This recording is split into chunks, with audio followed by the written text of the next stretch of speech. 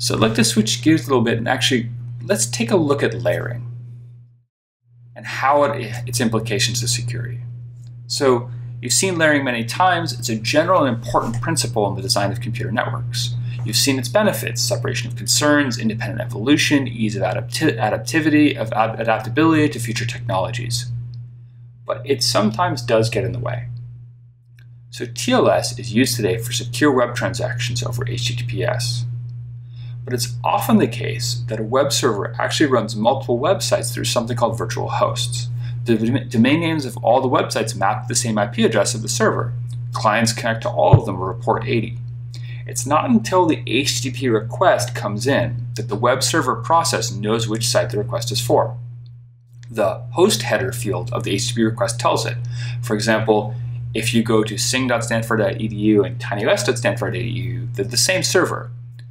I can configure Apache so they look up different web pages. Apache would look inside the request, see the host header, and choose which web pages to serve based on that. This can break TLS such that it can't fully work properly. Why? Is it because it breaks server authentication? Does it break the key exchange? Does it break randomness generation? Does it break routing the handshake messages?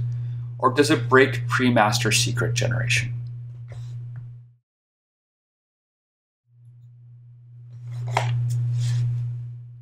The answer is that it breaks server authentication. The TLS handshake and secure session setup occur before there is any application data. As a part of this exchange, the server needs to provide a certificate that binds a public key to a name, but it doesn't know what name to use. For example, my server can't tell whether a connection is coming in for tinys.stanford.edu or sing.stanford.edu, so it doesn't know whether to provide a certificate for tinys or sing.